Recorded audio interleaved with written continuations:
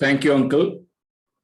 தேவனுடைய பரிசுத்த நாமத்திற்கு மகிமை உண்டாகட்டும். இந்த வாரமும் இந்த நாளினுடைய சாயங்கால வேளையில தேவ சமூகத்துல ஒன்று கூடி வந்து இந்த ஜூம் பிளாட்ஃபார்ம்ல இணைந்து தேவனுடைய நாமத்தை உயர்த்தவும் தேவனுடைய வார்த்தையை கேட்கவும் வந்திருக்கக்கூடிய உங்கள் யாவரையும் ஆண்டவராகிய இயேசு கிறிஸ்து நாமத்துல நான் வாழ்த்தி வரவேற்கிறேன். இப்படிப்பட்ட தருணங்களை தேவன் நமக்கு கொடுக்கிறார். அது நம்முடைய தனிப்பட்ட வாழ்க்கைக்கும் குடும்ப வாழ்க்கைக்கும் சபையினுடைய அந்த நடத்திப்புக்கும் இது பிரயோஜனமாக இருக்கும் என்று சொல்லி நான் விசுவாசித்து ஜெபத்தோடு இந்த நாள்ல தேவனுடைய வார்த்தைக்கு நேராக நம்ம கடந்து செல்லலாம். கடந்த ஒரு சில வாரங்களாக நம்ம சிந்தித்துக் கொண்டிருக்கக்கூடிய தலைப்பு ஆதி திருச்சபை காலகட்டத்திலிருந்து நாம் கற்றுக்கொள்ளும் பாடங்கள், spiritual lessons from the first century church. எருசலேம் சபையில நம்ம ஆரம்பித்து அந்த எருசலேம் ஸ்தலம் சபையில இருந்த ஒரு சில குறிப்பிட்ட மேன்மையான விஷயங்களை நம்ம தியானித்தோம். அதற்கு பிறகு இயேசு கிறிஸ்துவானவர் எப்படி முன் அறிவித்திருந்தாரோ, அவருடைய இருதயத்தினுடைய விருப்பம் எப்படி இருந்ததோ அது போல எருசலேமுக்கு வெளியே சபையானது புறப்பட்டு செல்கிறதையும் கடந்த 2 வாரங்கள்ல நம்ம சிந்தித்தோம். குறிப்பாக கடந்த வாரத்தின் போது பிலிப்பு என்கிற அந்த சுவிசேஷகன் மூலமாக திருச்சபையானது எப்படி அது வேறொரு கலாச்சாரம், கிராஸ் கல்ச்சரல் மிஷன், மாற்று கலாச்சார மக்கள் மத்தியில, குறிப்பாக சமாரிய தேசத்து மக்கள் மத்தியில அது எப்படி போய் சேர்ந்தது, அதனுடைய விளைவாக அங்கு ஆரம்பிக்கப்பட்ட சபை, இந்த விஷயங்களை குறித்து நம்ம சிந்தித்தோம். ஒருவேளை நமக்கு இந்த 8வது அதிகாரத்துல பிலிப்பு என்கிற மனுஷன் அவர் செய்த அந்த சுவிசேஷ வேலையும் அதன் விளைவாக எழும்பின அந்த சபை, இந்த காரியங்களை நம்ம பார்த்தாலும் நிச்சயமாக நம்ம சொல்ல முடியும், பிலிப்புவை போல இன்னும் அநேக எங்கெல்லாம் அவர்கள் கடந்து சென்றார்களோ அங்கெல்லாம் சுவிசேஷத்தை அறிவித்து அநேகரை தேவனிடத்துல வழி நடத்தினார்கள் என்பதை நம்ம அறிந்து கொள்ள முடியும். நீங்க அப்போஸ்தல நடவடிக்கைகள் 8வது அதிகாரத்துல அதுல இருக்கக்கூடிய ஒரு சில வசனங்கள் நான் திரும்பவும் ஜஸ்ட் ஒரு ஞாபகத்திற்காக வாசித்து காட்டுகிறேன். அப்போஸ்தலர் 8வது அதிகாரம் அதனுடைய 4வது வசனம், 8:4, ஆக்ட்ஸ் சாப்டர் 8 verse 4. சிதறி போனவர்கள் எங்கும் திரிந்து சுவிசேஷ வசனத்தை பிரசங்கித்தார்கள். அப்ப நிச்சயமா தெரியும், இது பிலிப்பு என்கிற ஒரு தனிப்பட்ட மனிதன் மட்டும் செய்த ஒரு விஷயம் அல்ல. பிலிப்புவை போல அநேகர் பல இடங்களில சென்று சுவிசேஷத்தை பல இடங்களில அறிவித்திருக்கிறாங்க. அதன் மூலமாக விசுவாச கூடுகைகள் அல்லது சீஷர்களுடைய கூட்டம் பல இடங்களில உருவானது என்று சொல்லி நம்ம கண்டுகொள்ள முடியும். பிரியமானவர்களே, ஒருவேளை நம்ம இந்த அப்போஸ்தல நடவடிக்கைகள் புஸ்தகத்தினுடைய சரித்திர அந்த விஷயங்களை, கால அட்டவணையை, குறிப்பாக குரோனாலஜி நம்ம பார்ப்போமானால் ஒரு சில விஷயங்களை நம்ம அதை புரிந்து கொள்வது நல்லது, புரிந்து கொள்ளணும். நான் இந்த இடத்துல அப்போஸ்தல நடவடிக்கைகள் 1வது அதிகாரத்தினுடைய 8வது வசனம், சரிங்களா, அதை நான் ஒரு விஷயம் கூட இங்க சுட்டி காட்ட விரும்புகிறேன். Acts chapter 1 verse 8. இது இயேசு கிறிஸ்துவானவருடைய வார்த்தைகள். அவர் பரமேறி போவதற்கு முன்பதாக தம்முடைய சீஷர்களிடத்துல என்ன நடக்கும் என்பதை சொன்ன ஒரு சில வார்த்தைகள். என்ன நடக்கும் என்பது மட்டுமல்ல, என்ன நடக்கணும் என்றும் சொல்லி அதை நம்ம எடுத்துக்கொள்ள முடியும். பரிசுத்த ஆவி உங்களிடத்தில் வரும்போது நீங்கள் பலன் அடைந்து எருசலேமிலும் யூதேயா முழுவதிலும் சமாரியாவிலும் பூமியின் கடைசி பரியந்தமும் எனக்கு சாட்சிகளாக இருப்பீர்கள் என்றார். பிரியமானவர்களே, நீங்க இந்த ஸ்கிரீன்ல கொடுக்கப்பட்ட அந்த மேப் வரைபடம் அதை நீங்க கொஞ்சம் பாத்தீங்கன்னா நமக்கு சில விஷயங்களை புரிந்து கொள்ள உதவியா இருக்கும்.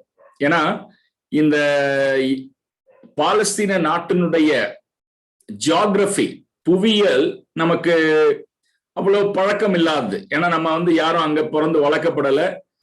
ஒருவேளை அங்க ஒரு டூருக்கு ஒரு 10 நாள் போனாலும் அந்த புவியெல்லாம் நமக்கு நம்முடைய அறிவுல அது புரிந்து கொள்றது கடினம். இந்த மேப்பை நீங்க பாத்தீங்கன்னா அதுல முக்கியமான இடங்கள் குறிக்கப்பட்டிருக்கிறத நீங்க பார்க்க முடியும். தெற்கு பகுதியில யுதேயா, மேல நார்தர்ன் சைட்ல அங்க பாத்தீங்கன்னா கலிலேயா, ரெண்டுக்கு இடைப்பட்ட அந்த இடத்துல சமாரியா, சரிங்களா? சைட்ல யோர்தானுக்கு இக்கரை பெரேயா அப்படிங்கிற இடமும் டெக்காபோலிஸ் அப்படிங்கிற இடத்தையும் நம்ம பார்க்க முடியும். இதுதான் 1வது நூற்றாண்டுல இயேசு கிறிஸ்துவானவர்கள்லாம் வாழ்ந்த அல்லது அவருடைய ஊழியம் செய்த நாட்களில இப்படித்தான் அந்த பாலஸ்தீன நாட்டினுடைய மேப் வரைபடம் காணப்பட்டிருக்கிறோம். அந்த பகுதிகள் முக்கியமான பகுதிகள். இப்ப நீங்க அப்போஸ்தலர் நடவடிக்கைகள் புஸ்தகத்தை இந்த வரைபடத்தோட கால அட்டவணையின்படி நம்ம ஒப்பிட்டு பார்க்கும்போது முதல் 7 அதிகாரங்கள், அப்போஸ்தலர் நடவடிக்கைகள் 7 அதிகாரங்கள்ல சபையானது இருந்தது யுதேயாவில இருக்கக்கூடிய எருசலேம் அப்படிங்கிற பட்டணம், சரிங்களா? எருசலேம் அப்படிங்கிற பட்டணம் யுதேயாவில இருக்கக்கூடிய ஒரு முக்கியமான நாம் அறிந்திருக்கக்கூடிய பழைய ஏற்பாட்டு நாட்களிலிருந்து அதை தலைநகராக கொண்டிருந்த அந்த யுதேயா நாடு எருசலேமை. அப்ப அங்கதான் எருசலேமை நம்ம பார்க்கிறோம். முதல் 7 அதிகாரங்கள்ல திருச்சபையினுடைய எல்லா விஷயங்களும் நடக்கிறது இந்த எருசலேம்ல. அதற்கு பிறகு நம்ம 7வது அதிகாரத்துல ஸ்தேவானுடைய மரணத்தை பார்க்கிறோம். அந்த மரணம் ரிலேட்டடா ஒரு பெரிய உபத்திரவம் எருசலேம் சபைக்கு வருகிறது. அந்த சமயத்துல பாத்தீங்கன்னா சிதறி போனவர்கள் யுதேயா முழுவதும், இப்ப எருசலேம் மட்டும் இல்ல, யுதேயாவினுடைய பல பகுதிகளில் அவங்க சுவிசேஷத்தை அறிவிக்க ஆரம்பிச்சாங்க அப்படின்னு சொல்லி நம்ம பார்க்கிறோம், சரிங்களா? அதே மாதிரி கடந்த வாரம் நம்ம சிந்தித்த அந்த கதாபாத்திரம் பிலிப்புனுடைய ஊழியத்தை நம்ம பார்க்கும்போது அவர் இந்த சமாரியா அப்படிங்கிற தேசத்துல அவர் சைக்கார் அந்த பகுதியில ஊழியம் செய்ததாக நம்ம என்ன செய்யறோம், நம்ம வாசிக்கிறோம். அது போக அவர் இன்னும் பல இடங்கள்ல சுற்றி திரிந்தார் அப்படின்னு சொல்லி நமக்கு போடப்பட்டிருக்கு. 8வது அதிகாரத்துடைய கடைசிக்கு வரும்போது அந்த காசா ரோட பத்தி நம்ம வாசிக்க முடியும். காசாவுக்கு போற ரோடு, அதே மாதிரி இன்னும் ஒரு சில இடங்கள் சிசரியா வரைக்கும் இருக்கக்கூடிய ஒரு சில இடங்கள்ல எல்லாம் அவர் சுவிசேஷத்தை அறிவித்தார் அப்படின்னு சொல்லி நமக்கு சொல்லப்பட்டிருக்கு. கடைசியாக இந்த பிலிப்போ நம்ம பார்த்த இடம் சிசரியா அப்படிங்கிற இடம், சரிங்களா? அது இந்த பகுதியில இருக்கிறது. பிரியமானவர்களே, அப்ப அப்போஸ்தலர் நடவடிக்கைகள் 8வது அதிகாரத்துக்கு பிறகு யுதேயா முழுவதும் சமாரியாவுடைய பல பகுதிகளிலும் சுவிசேஷம் போய் சேர்கிறது. இந்த இடங்களில் எல்லாம் திருச்சபைகள் உருவாகிறது, அல்லது இன்னொரு விதத்துல சொல்ல போனா தேவ பிள்ளைகளுடைய கூட்டங்கள் அங்கே இங்கேயுமாக அது உருவாகிறது, சரிங்களா? நீங்க கீழே பாத்தீங்கன்னா யார் யார் இதுல முக்கியமான பங்கு வகித்தாங்க. முதல் 7 அதிகாரத்துல நம்ம பேதுருவை குறித்து அதிகமா வாசிக்கிறோம், யோவானை குறித்து வாசிக்க முடியும். அதே போல அந்த 7வது அதிகாரம் 6, 7 எல்லாம் வரும்போது ஸ்தேவானை குறித்தும் பிலிப்புவை குறித்தும் 8, ஸ்தேவான் 6, 7, பிலிப்பு 8வது அதிகாரம், சரிங்களா? அப்ப இதெல்லாம் நம்ம இதுவரைக்கும் பார்த்த அந்த வேத பகுதிகள், சரிங்களா? இப்ப அப்போஸ்தலர் நடவடிக்கைகள் புஸ்தகத்தை நம்ம சரித்திர கால அட்டவணையின்படி பார்க்கும்போது இப்ப அப்போஸ்தலர் 2வது அதிகாரத்துல எருசலேம்ல ஆரம்பித்த சபையானது இப்ப பல இடங்களில அது பரவ ஆரம்பித்திருக்கிறது, சரிங்களா? இத மனசுல நீங்க வச்சுக்கோங்க. ஏன்னா இன்னைக்கு நம்ம பார்க்க போறது அப்போஸ்தலர் நடவடிக்கைகள் 9வது அதிகாரத்துல சொல்லப்பட்டிருக்கக்கூடிய ஒரு சில விஷயங்கள், ரைட்டுங்களா? அப்போஸ்தலர் 9வது அதிகாரத்துல சொல்லப்பட்டிருக்கக்கூடிய ஒரு சில காரியங்கள். அந்த காரியங்கள் நடக்கிறது எங்க அப்படிங்கிறதையும் நம்ம புரிந்து கொள்வது நல்லது. இந்த வரைபடத்தை மீண்டுமா நீங்க ஒரு விஷயம் பாருங்க. நான் அந்த வசனத்தை முதல்ல வாசிக்கிறேன், அதற்கு பிறகு நம்ம வரைபடத்தை நம்ம பார்க்கலாம். அப்போஸ்தலர் 9வது அதிகாரம் முதல் 2 வசனங்கள். Acts chapter 9 first 2 verses, சரிங்களா? சவுல் என்பவன் இன்னும் கர்த்தருடைய சீஷரை பயமுறுத்தி கொலை செய்யும்படி சீரி பிரதான ஆசாரியரிடத்துக்கு போய் இந்த மார்க்கத்தாராகிய புருஷரை ஆகிலும் ஸ்திரீகளை ஆகிலும் தான் கண்டுபிடித்தால் அவர்களை கட்டி எருசலேமுக்கு கொண்டு வரும்படி தமஸ்குவில் உள்ள ஜெப ஆலயங்களுக்கு நிருபங்களை கேட்டு வாங்கினான். இப்ப டமாஸ்கஸ், தமஸ்குன்னு சொல்லி தமிழ்ல சொல்லப்பட்டிருக்கிற, ஆங்கிலத்துல டமாஸ்கஸ் அப்படின்னு சொல்லி அறியப்படக்கூடிய அந்த இடம் எங்கன்னு கொஞ்சம் பாருங்க. எருசலேம் எங்க இருக்குன்னு பாருங்க. ஒரு தென் பகுதியில இருக்கிறது. இந்த பாலஸ்தீன வரைபடத்தை பார்த்தீங்கன்னா டமாஸ்கஸ் அப்படிங்கிறது நார்த்ல, சரிங்களா, நார்த் மூலையில, சைரோபினிஷியா. நீங்க இயேசு கிறிஸ்துவானவருடைய நாட்கள்ல கூட சீதோன் அப்படிங்கிற டயர் அப்படிங்கிற ஊரை பத்தி எல்லாம் நம்ம வாசிக்கிறோம். ஒரு முறை இயேசு கிறிஸ்துவானவர் அந்த பகுதிக்கு போனார்னு சொல்லி நம்ம வாசிக்கிறோம். இது கிட்டத்தட்ட இஸ்ரவேலுடைய பவுண்டரிக்கு வெளியே. அன்னைக்கு இஸ்ரவேல் ஜனம், அதாவது அன்னைக்கு யூதர்கள் பிரதானமாக வாழ்ந்த இந்த பல கலர்ல இருக்கு பாருங்க, பல கலர்ல, அதாவது வெளி இடங்கள் பூரா பாத்தீங்கன்னா ஒரு லைட் காப்பி கலர்ல இருக்கும். மற்ற இடங்கள் யூதர்கள் அதிகமாக வாழ்ந்த பகுதிகள் வெவ்வேறு கலர்ல இருக்கும். இது அதுக்கு வெளியே இருக்கக்கூடிய பகுதி. ஆனா இந்த பகுதியிலையும் யூதர்கள் இருக்கிறாங்க, சரிங்களா. யூதர்கள் பல இடங்கள்ல சிதறி தங்கிட்டு இருக்கிறாங்க. எங்கெங்க யூதர்கள் இருக்கிறாங்களோ அங்க எல்லாம் தேவாலயங்களும் இருந்தது. யூதர்கள் நம்ம தெரியும், பழைய ஏற்பாட்டுடைய அந்த காலகட்டத்திலிருந்து நம்ம வரும்போது, குறிப்பாக பழைய ஏற்பாட்டுக்கும் புதிய ஏற்பாட்டுக்கும் இடையில இருக்கக்கூடிய அந்த இன்டர் டெஸ்டமெண்டல் பீரியட், இடைப்பட்ட காலகட்டம், மல்கியா புஸ்தகத்துக்கும் சுவிசேஷங்களுக்கும் இடையில இருக்கக்கூடிய அந்த காலகட்டம், அந்த காலகட்டங்கள்ல அதிகமாக பெருகினதுதான் இந்த தேவாலயங்கள், சினகாக்ஸ் அப்படின்னு சொல்லுவோம் ஆங்கிலத்துல. யூதர்கள் குறிப்பாக ஒரு 10 ஆண்கள் இருந்தா கூட ஒரு தேவாலயத்தை அவங்க ஆரம்பிச்சிருவாங்க அவங்க இருக்கக்கூடிய அந்த ஊர்ல. அந்த மாதிரி தேவாலயங்கள் இந்த யூதர்கள் வாழக்கூடிய பகுதிகளுக்கு வெளியே இருந்தது. அப்போ 9வது அதிகாரம் நமக்கு சுட்டி காட்டக்கூடிய ஒரு விஷயம் என்னன்னா, இந்த சுவிசேஷமானது கிறிஸ்தவர்களாக மாறின யூதர்கள் மூலமாக, இப்ப நீங்க பாத்தீங்கன்னா டமாஸ்கஸ் நார்தர்ன் டெரிட்டரி, அதுக்கும் வெளியே இருக்கக்கூடியது, சரிங்களா. அந்த இடத்துக்கு கூட கிறிஸ்தவ அந்த நம்பிக்கையானது இப்பொழுது பரவி இருக்கிறது, சரிங்களா. இதை நம்ம புரிந்து கொள்ளணும். அதனாலதான் நீங்க அந்த 8வது அதிகாரத்துல முதல் வசனத்துல சொல்லப்பட்டிருக்கிறது முக்கியமான ஒரு விஷயம் என்ன அப்படின்னு சொல்லி பார்க்கும்போது, அந்த உபத்திரவத்தின் மூலமாக, எருசலேம் சபைக்கு உண்டான உபத்திரவத்தின் மூலமாக அநேக யூத கிறிஸ்தவர்கள் பல இடங்களுக்கு சிதறி போனாங்க. போன இடத்துல எல்லாம் அவர்கள் கிறிஸ்தவ நம்பிக்கையை தொடர்ந்து கடைபிடித்ததாக நம்ம பார்க்கிறோம், சரிங்களா. வடக்கு பகுதி இது டமாஸ்கஸ். இப்ப பிரியமானவர்களே, அப்ப நமக்கு ஒரு விஷயம் தெரிஞ்சிருச்சு. அங்க கூட பாத்தீங்கன்னா தேவ பிள்ளைகள் எங்க கூடி வந்தாங்க? தமஸ்குவில் உள்ள ஜெப ஆலயங்களுக்கு. இப்ப பவுல போல ஆட்களுக்கு ஒரு விஷயம் நல்லா தெரியுது. என்னன்னா, இந்த கிறிஸ்தவ நம்பிக்கை உடையவர்கள் இப்ப யூதர்கள் மத்தியில பாலஸ்தீன எல்லைக்கு வெளியேயும் ஊடுருவிருக்காங்க என்பது இப்ப அங்க இருக்கக்கூடிய பிரதான ஆசாரியருக்கும் அந்த யூத சமுதாயத்தை சேர்ந்த தலைவர்களுக்கு, ஆவிக்குரிய தலைவர்களுக்கு அது தெரிந்திருந்தது. இப்ப சவுல் என்கிற மனுஷன், பவுல் சவுல், நமக்கு தெரியும் அந்த பேருடைய அர்த்தங்கள்லாம். இப்ப அந்த மனிதனுக்கும் இந்த விஷயம் தெரிகிறது. என்னது? தமஸ்குவிலையும் இந்த சீஷர்கள் இருக்கிறாங்க, கிறிஸ்தவங்க இருக்கிறாங்க, சரிங்களா. இன்னொன்னு ஒரு வசனத்தை நான் அது பின்னாடி நம்ம அந்த வசனத்தை பார்க்கணும். ஆனா இப்ப முன்னாடியே நான் சொல்லிடுறேன், ஒரு குறிப்பை உங்களுக்கு சுட்டி காட்டுறதுக்காக. என்ன அப்படின்னு சொன்னா, அப்போஸ்தலர் 9வது அதிகாரத்துல நம்ம அப்போஸ்தலர் இது 9 வசனம் தவறுது. அதுல குறிப்பிடப்பட்டிருக்கிற வசனத்தை மட்டும் கொஞ்சம் மாற்றி நீங்க பாத்துக்கோங்க, நான் சொல்றேன் அதை.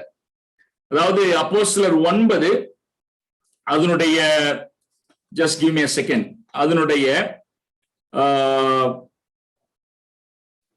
ரைட் அதனுடைய நீங்க 20வது வசனம், அப்போஸ்தலர் 9:20 நான் அங்க பாயிண்ட் அவுட் பண்றேன். சரிங்களா? 19 அல்லது 20. ஓகே, 19. That's right. தேங்க்யூ. பின்பு அவன் போஜனம் பண்ணி பலப்பட்டான். சவுல் தமஸ்குவில் உள்ள சீஷருடனே சில நாள் இருந்து. அப்ப இந்த 2 வசனங்கள் அப்போஸ்தலர் 9 முதல்ல சொல்லப்பட்டிருக்கிற விஷயமும் அப்போஸ்தலர் 9:19 சொல்லப்பட்டிருக்கிற விஷயத்தையும் நம்ம சேர்த்து வச்சு பார்க்கும்போது ஒரு விஷயம் நமக்கு தெளிவாயிருக்குது.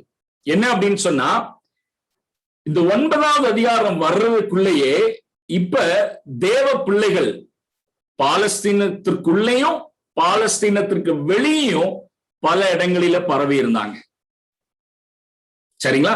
இப்ப யோசிச்சு பாருங்க, எருசலேம்ல இருந்து தமஸ்குக்கு இப்ப இந்த சவுல் புறப்பட்டு போறார் கிறிஸ்தவர்களை உபத்திரவப்படுத்துறதுக்கு. அதே மாதிரி நீங்க கவனிக்க வேண்டிய இன்னொரு விஷயம், சவுல் என்பவன் இன்னும், அந்த வார்த்தையை கவனிச்சீங்களா? சவுல் என்பவன் இன்னும் கர்த்தருடைய சீஷரை பயமுறுத்தி கொலை செய்யும்படி சீறி, இந்த வார்த்தைகள். சரிங்களா? அதை கவனிச்சு பாத்தீங்கன்னா இது ஏதோ தொடர்ந்து ஒரு சில நாட்களாக நடந்து கொண்டிருந்த ஒரு விஷயம். இன்னும் கர்த்தருடைய சீஷரை பயமுறுத்தி கொலை செய்யும்படி.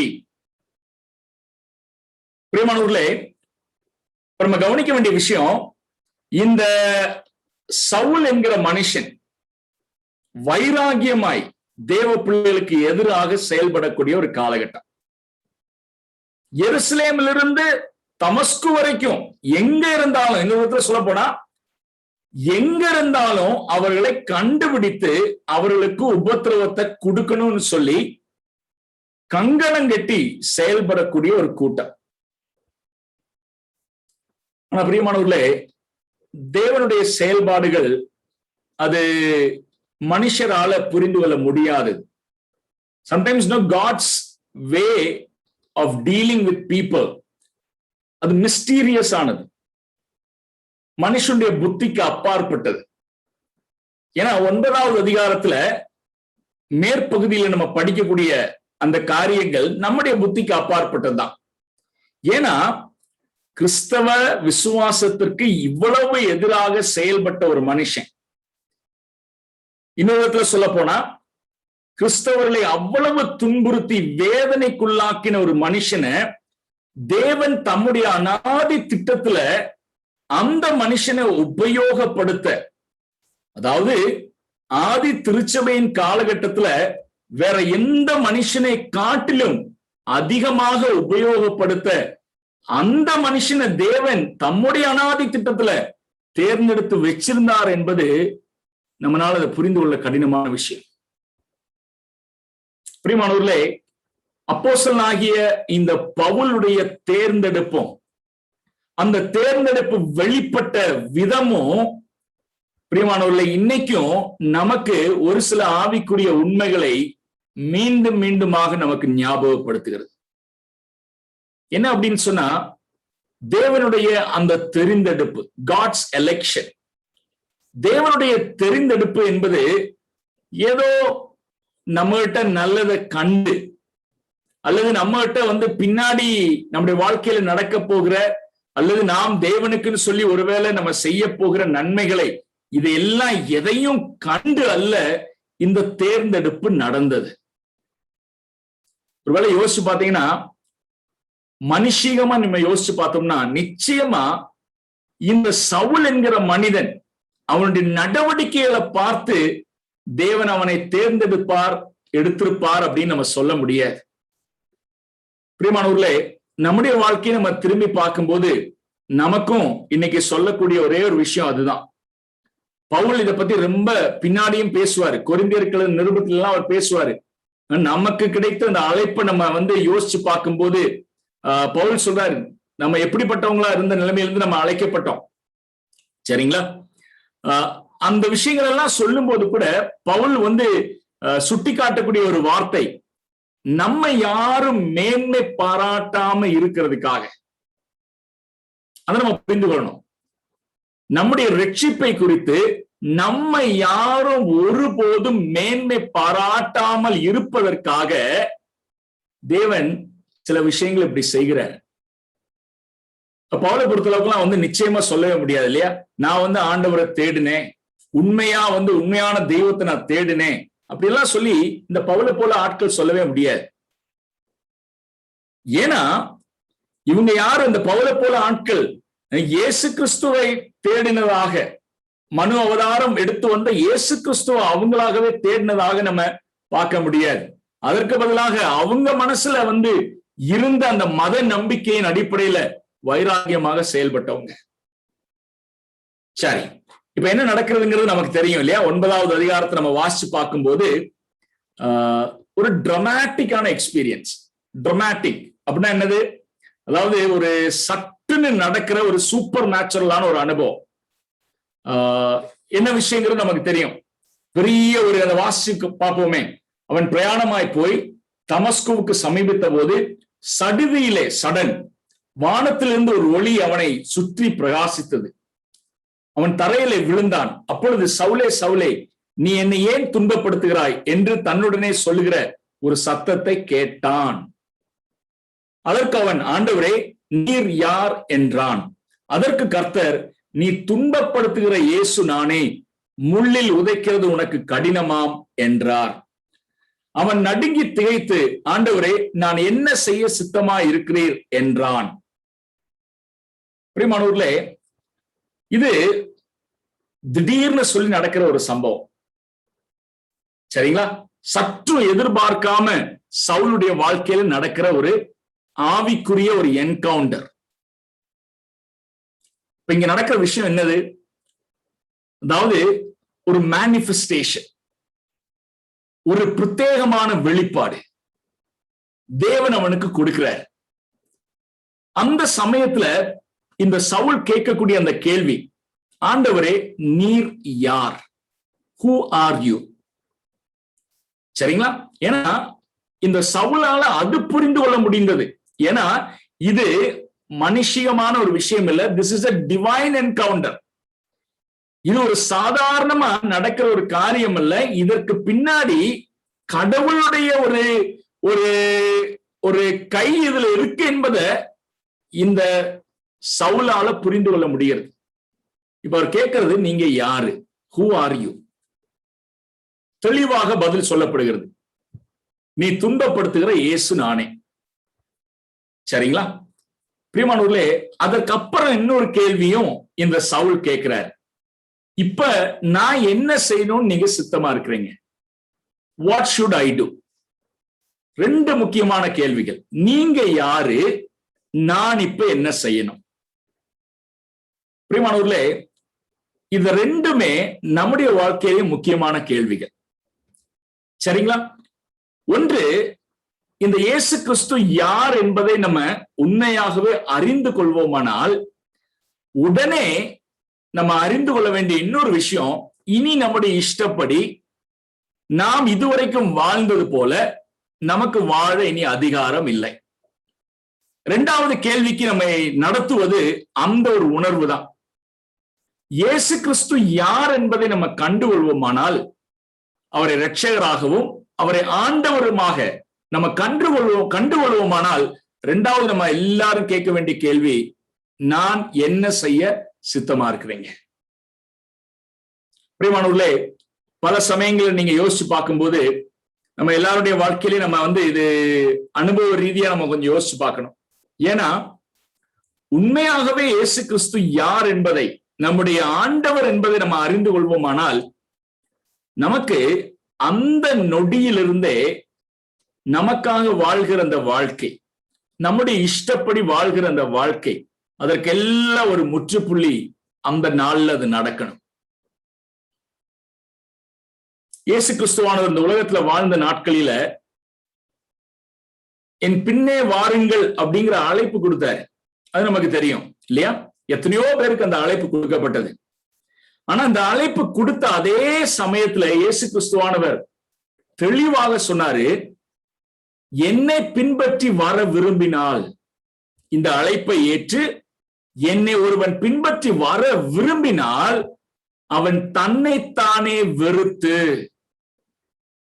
சரிங்களா? பிரியமானவர்களே, இயேசு கிறிஸ்துவானவர் தெள்ள தெளிவாக தம்முடைய பிள்ளைகளுக்கு சீஷர்களாக வருவதற்கு விருப்பப்பட்டவர்கள்ட்ட சொன்னது, இங்க பாருங்க, உங்களை நீங்களே வெறுக்கலைன்னா, உங்களுடைய வாழ்க்கையை என்னுடைய கைகளில நீங்க சமர்ப்பிக்கலைன்னா எனக்கு பின்னாடி நீங்க வர முடியாது அப்படின்னு சொல்லி தெளிவுபடுத்தினார். பாருங்க, சவுல் கேட்கிற அந்த கேள்வி அதுதான், நான் என்ன செய்ய சித்தமா இருக்கிறீங்க? What should I do now with my life? இது வந்து நான் எப்படி பாக்குறேன்னா, அதாவது இன்ஸ்டன்டா ஒரு ரெவலேஷன் அது. சரிங்களா? இதனால ஃபுல்லா விளக்க முடியாது. இன்ஸ்டன்டேனியஸா ஒரு ரெவலேஷன் அது. அதாவது உடனுக்குடன் கிடைத்த ஒரு வெளிப்பாடு.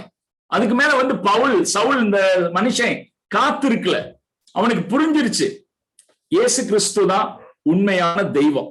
இங்க பாருங்க, நான் இன்னொரு விஷயத்த சொல்றேன்.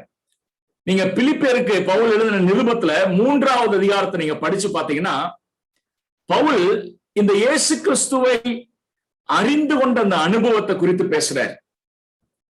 சரிங்களா? நீங்க அந்த ஒரு 2-3 வருஷங்களை மட்டும் நான் உங்களுக்கு வாசிச்சு காட்டுறேன். பிலிப்பியர் 3வது அதிகாரம், பிலிப்பியர் 3வது அதிகாரத்தினுடைய 7-8 வாசிக்கிறேன். ஆகிலும் எனக்கு லாபமாய் இருந்தவைகள் எவைகளோ அவைகளை கிறிஸ்துவுக்காக நஷ்டம் என்று எண்ணினேன். அது மாத்திரமல்ல, என் கர்த்தராகிய இயேசு கிறிஸ்து இயேசுவை அறிகிற அறிவின் மேன்மைக்காக எல்லாவற்றையும் நஷ்டம் என்று எண்ணிக்கொண்டிருக்கிறேன். நீங்க கவனிச்சு பாத்தீங்கன்னா, ஒன்று பாஸ்ட் டென்ஸ்ல சொல்லப்பட்டிருக்கு, எண்ணினேன். இன்னொன்னு பிரசன்ட் டென்ஸ்ல சொல்லப்பட்டிருக்கு, எண்ணிக்கொண்டிருக்கிறேன். பிரியமானவர்களே, பவுல் அப்போஸ்தலனை பொறுத்தளவுக்கு இந்த ஒரு அனுபவம் சடுதியில நடந்த ஒரு அனுபவமா இருந்தாலும், இந்த அனுபவத்துல பவுல் ஒரு மேன்மையான விஷயத்தை அறிந்து கொண்டார்.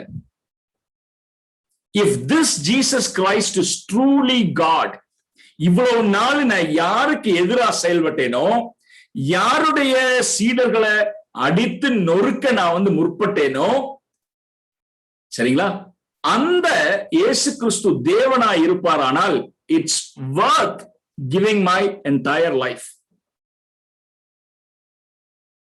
பிரியமானவர்களே, இங்க பாருங்க, ஒருவேளை நமக்கெல்லாம் இந்த இயேசு கிறிஸ்துவை குறித்தான அறிவு எவ்வளவு நாட்கள் நமக்கு உண்டு இல்லையா? இயேசு கிறிஸ்துவை குறித்து எவ்வளவோ அறிவு, அவர் யார் என்பதையும், சரிங்களா, அவருடைய குணாதிசயங்கள் என்ன என்பதையும் இல்லையா, அவருடைய அழைப்பு எப்படிப்பட்டது என்பதையும் வேத புத்தகத்திலிருந்து அவரை குறித்து நம்ம அறிந்திருக்கக்கூடிய அந்த ஆவிக்குரிய உண்மைகள் இதெல்லாம் நம்ம அறிந்திருக்கிறோம். ஆனா இந்த கேள்வியை நம்ம கேட்கிறோமா?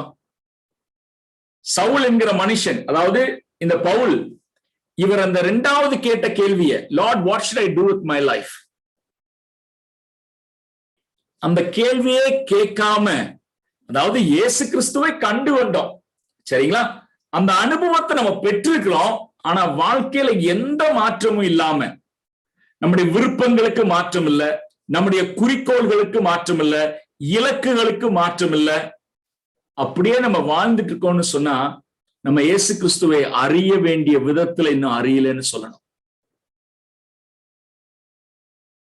இயேசு கிறிஸ்துவை அறிய வேண்டிய விதத்துல நம்ம இன்னும் அறியல. இயேசு கிறிஸ்துவை அறிய வேண்டிய விதத்துல நம்ம அறிவோமானால், பிரியமானவர்களே, அதற்கு அப்புறம் நம்முடைய சொந்த இஷ்டப்படி வாழ நமக்கு அதிகாரம் இல்லை. இந்த கேள்வியை நம்ம வந்து எல்லா நாளும் ஒருவேளை கேட்க வேண்டிய வரும், நான் என்ன செய்ய சித்தமாயிருக்கிறேன். ஏன்னா அதுக்கப்புறம் நம்முடைய தனி உரிமைன்னு ஒண்ணு வச்சிருப்போம்ல, அந்த தனி உரிமை நமக்கு நஷ்டமாயிரும். இங்க பாருங்க, அதனாலதான் சீஷத்துவம் என்பது ரொம்ப கடினமான விஷயம்.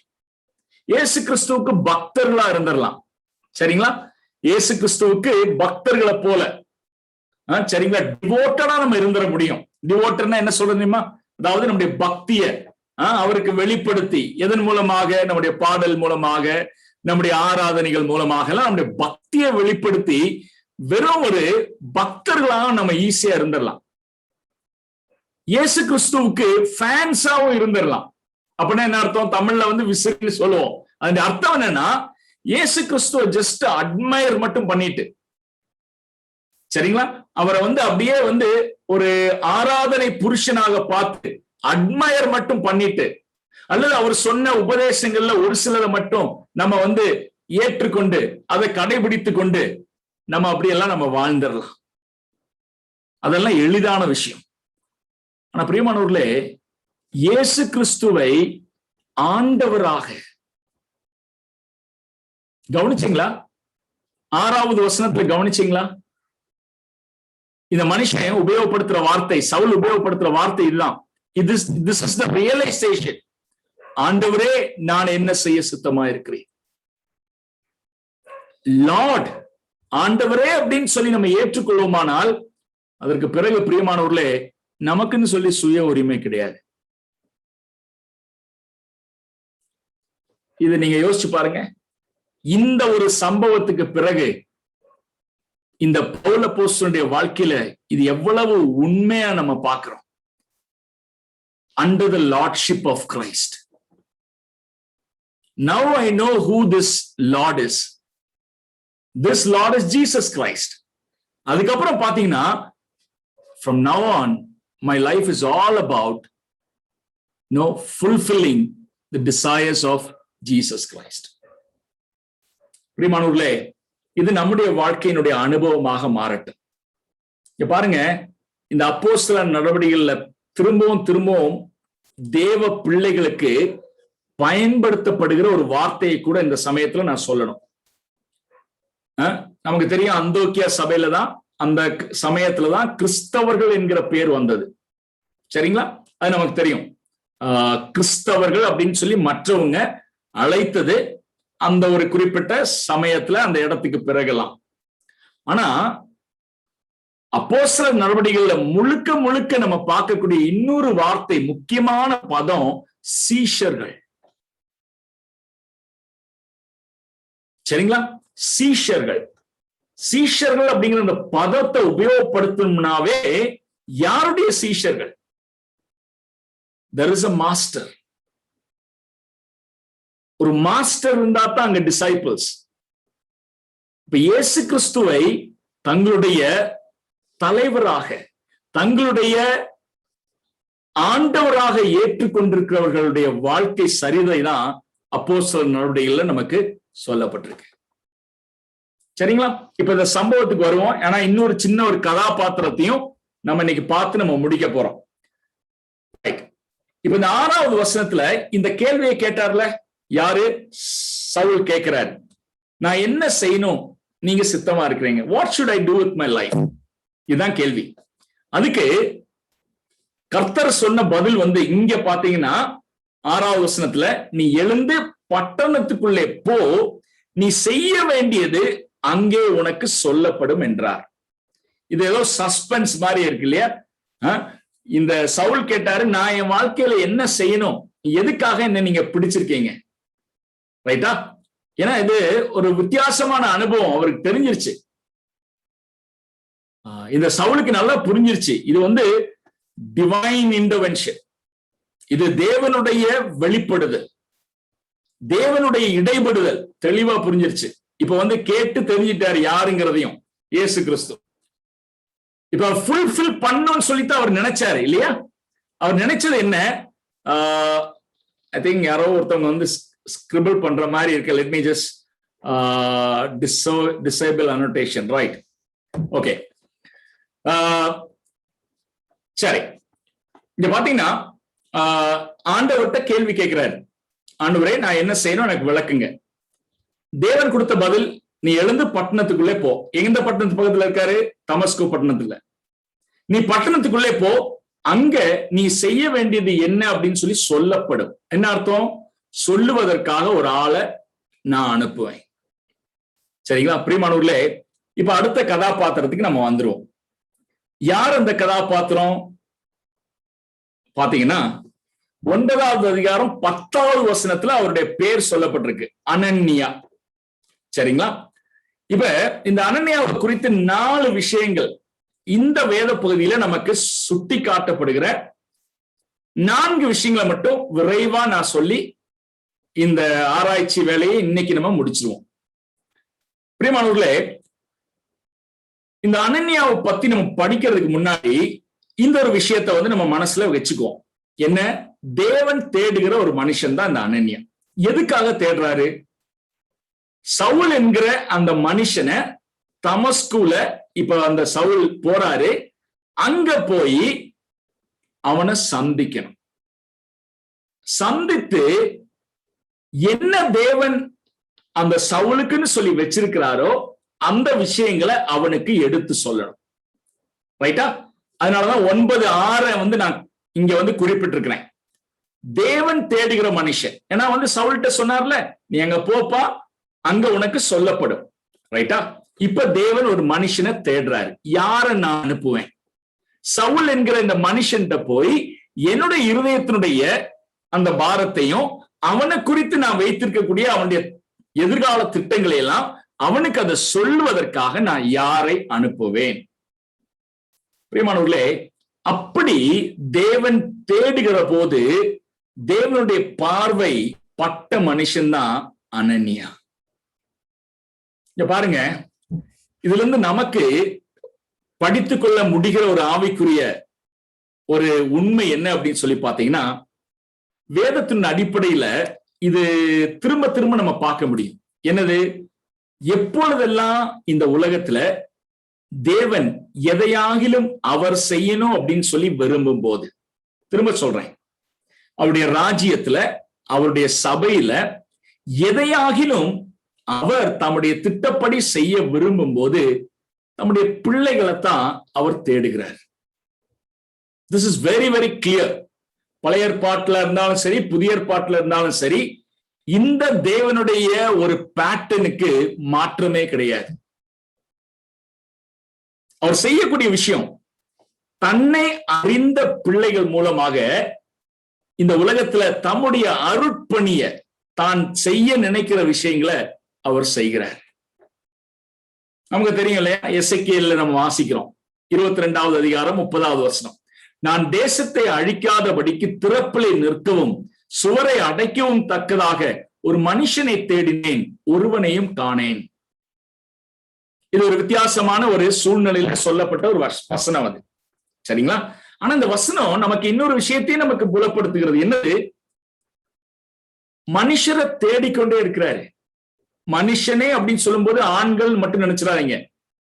இது வேதத்துல அப்படி வந்து ஒரு மேல் ஒரு என்ன சொல்ல முடியும், ஒரு பேட்ரியார்க்கியல் ஒரு கம்யூனிட்டியில எழுதப்பட்டதுனால அந்த வார்த்தை உபயோகப்படுத்தப்பட்டிருக்கு. மனுஷனை தேடினேன், மனுஷியை தேடினேன். எப்பொழுதெல்லாம் தேவன் இந்த உலகத்துல எதையாகிலும் செய்ய விரும்புறாரோ நம்முடைய பிள்ளைகளை தேடுறார். இப்ப நம்மளை பொறுத்தளவுக்கு இந்த உலகத்துல தேவன் செயல்படுவதற்கு பயன்படுத்தப்படுகிற பாத்திரங்கள் தான் நம்ம. We are his hands and his feet. அவருடைய கைகளும் கால்களுமாக செயல்பட வேண்டியவர்கள் தான் நம்ம. சரித்திரத்துல தேவன் இப்படிதான் செயல்பட்டு இருக்கிறார். யோசிச்சு பாருங்க. எக்ஸாம்பிளுக்காக தமக்குன்னு சொல்லி ஒரு ஜாதியை உருவாக்கணும்னு சொல்லி நினைச்சாரு இல்லையா? யாரை தேர்ந்தெடுத்தாரு? அபிரகாம்கிட்ட பேசினாரு. தேர்ந்தெடுப்புனா என்ன? அதாவது வலுக்கட்டாயமா இழுக்கிறதெல்லாம் கிடையாது. அவரு போய் அதை ரிவீல் பண்ணுவாரு. எப்பா இங்க பாரு, அபிரகாமே, நம்ம வாசிக்கிறோம் ஆதியாகமம் 12வது அதிகாரத்துல முதல் 3 வசனங்கள்ல நமக்கு தெரியும். உன்னை பார்த்து தெளிவா பேசினாரு. இங்க பாரியா, நீ உன்னுடைய தேசத்தையும் உன்னுடைய ஆட்களை எல்லாம் விட்டுட்டு நீ வா, நான் உனக்கு காட்டக்கூடிய பாதையில போ, உனக்கு இதெல்லாம் நான் செய்ய போறேன். ஒரு மனுஷன்.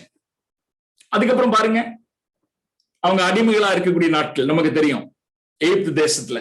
திரும்ப பாருங்க, மோசேயை கூப்பிடுறாரு. கூப்பிட்டு சொல்றாரு, என் ஜனங்கள் அவங்களுடைய கூக்குரல் எனக்கு வந்து எட்டி இருக்கு. நீ இப்ப என்ன பண்ணும்? எனக்காக அவங்கள விடுதலை செய்து கொண்டு வரணும் இல்லையா? ஒரு மனுஷன். மோசே இறந்து போனாரு. யோசுவாவை ஆண்டவர் கூப்பிடுறாரு. என்ன சொல்லி கூப்பிடுறாரு? எப்பா, மோசையோடு இருந்தது போல நான் உன்னோடு இருப்பேன். நீ என் ஜனங்களை இந்த வாக்குத்தத்தம் பண்ணப்பட்ட தேசத்துக்கு நீ அழைத்து செல்லணும். பிரியமானவர்களே, இதுதான் வேத புத்தகத்தினுடைய சரித்திரம். எப்பொழுதெல்லாம் இந்த உலகத்துல தேவன் தம்முடைய திட்டத்தை செய்கிறாரோ தம்முடைய பிள்ளைகள்கிட்ட வருவாரு. பிள்ளைகள கூப்பிட்டு பேசுவாரு, எனக்காக இது நீ செய்வையா? பாருங்க, இதுதான் இங்கே நடக்கிறது. இந்த சவுலை பார்க்கிறதுக்கு ஒரு ஆள் தேவை, சவுல்கிட்ட போய் பேசுறதுக்கு ஒரு ஆள் தேவை. அதற்காக தேவனால் தேர்ந்தெடுக்கப்பட்ட மனுஷனாகத்தான் இந்த அனனியாவை நம்ம பார்க்கிறோம். பிரியமானவர்களே, 9வது அதிகாரத்தினுடைய 10வது வசனத்துக்கு நம்ம வந்துருவோம். அங்க நம்ம என்ன பார்க்கிறோம்னா, இந்த அனனியாவை தேர்ந்தெடுத்தார் அப்படின்னு நான் சொன்னேன்ல, இந்த விஷயத்தை செய்யறதுக்காக அனனியாஸ்ட பேச போறாரு. இந்த அனனியா யாரு யோசிச்சு பாருங்க. இந்த அனனியா யாரு அப்படிங்கறத யோசிச்சு பாருங்க. The man whom God uses, தேவன் பயன்படுத்த விரும்பும் மனுஷன் எப்படிப்பட்ட ஒரு மனுஷன், அதை கொஞ்சம் யோசிச்சு பாருங்களேன். இந்த அனனியாவை குறித்து நமக்கு இந்த முழு புதிய ஏற்பாட்டிலையும் நமக்கு சொல்லப்பட்டிருக்கிறது 2 இடங்கள்ல தான். ஒன்று இந்த அப்போஸ்தலர் 9வது அதிகாரத்துல, மற்றொன்று அப்போஸ்தலர் 22வது அதிகாரத்துல. அதுவும் 2 வசனங்கள் தான். சரிங்களா? அப்ப இந்த அனனியாசை பத்தி நமக்கு என்ன தெரியும்? அனனியாவை பத்தி நமக்கு என்ன தெரியும்? இங்க பாருங்க, அந்த 2 வசனங்களையும் இங்க போட்டிருக்கேன். தமஸ்குவிலே அனனியா என்னும் பேருள்ள ஒரு சீஷன் இருந்தான். அவ்வளவுதான். இந்த அனனியாவை குறித்து நமக்கு தெரிஞ்ச ஒரு முக்கியமான விஷயம், அவன் ஒரு சீஷன். சீஷன்னா என்னன்னு நான் சொன்னேன். இந்த சீஷன் அப்படிங்கிறது பக்தர்கள் கிடையாது. இயேசு கிறிஸ்துவ அப்பப்ப அவருடைய ஒரு சில விஷயங்களை மட்டும் பிடிச்சிட்டு அவரோட வரக்கூடிய ஆட்கள் கிடையாது. சீஷன் சொல்லும் போது ஆண்டவர்னு சொல்லி அவரை அறிந்து கொண்டு அவரை பின்பற்றக்கூடிய ஒரு நபர் தான் சீஷன்.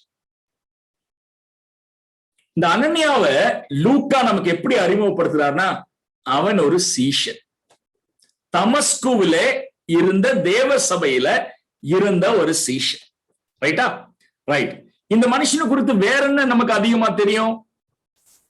அப்போஸ்தலர் 22வது அதிகாரம். அங்க பவுல் அப்போஸ்தலன் பின்னாடி தன்னுடைய மனம் திரும்புதலின் அனுபவத்தை குறித்து அவர் சொல்லும் போது இந்த அனனியாவை ஞாபகப்படுத்துறார். அங்க என்ன போட்டிருக்கு? அப்பொழுது வேத பிரமாணத்தின்படியே பக்தி உள்ளவனும் அங்கே குடியிருக்கிற சகல யூதராலும் நல்லவன் என்று சாட்சி பெற்றவனுமாகிய அனனியா என்னும் ஒருவன். முடிஞ்சு போச்சுங்க. இதுக்கு மேல நமக்கு அனனியாவை பத்தி ஒண்ணுமே தெரியாது. தமஸ்குல தங்கி இருந்தாருன்னு தெரியும். சரிங்களா? ஒரு சீஷன் அப்படிங்கிறது தெரியும். எப்படிப்பட்ட சீஷன்? பக்தி உள்ள மனுஷன், வேத பிரமாணத்தின்படி வாழ்க்கை வாழக்கூடிய பக்தி உள்ள ஒரு மனுஷன். அது மட்டும் கிடையாது, அவனுடைய பக்திக்கும் அவனுடைய நடக்கைக்கும் மத்த யூதரெல்லாம் அவனுக்கு சாட்சி கொடுக்கிற அளவு நல்லவனா வாழ்ந்த ஒரு மனுஷன். பிரியமானவர்களே, இந்த அனனியா என்ன தகுதிகள் இருந்தது? சமுதாயத்துல அவனுக்கு என்ன வேலை இருந்தது? சரிங்களா? அவன் யூத சமுதாயத்துல என்ன நிலைமையில இருந்தாரு? தமஸ்கு சபையில என்ன பொறுப்புல இருந்தாரு? இல்லையா? தமஸ்கு சபையில ஒரு மூப்பரா இருந்தாரா, இல்ல டீக்கனா இருந்தாரா, சாதாரண விசுவாசியா இருந்தாரா? எதுவுமே நமக்கு தெரியாது. சரிங்களா? பணக்காரனா, ஏழையா, ரொம்ப படிச்சவனா இல்லையா, அந்தஸ்து இருந்தவனா இல்லையா, எதுவுமே நமக்கு தெரியாது. நான் என்ன யோசிக்கிறேன்மா, இது எதுவுமே நமக்கு தெரிய வேண்டிய அவசியமும் இல்லை.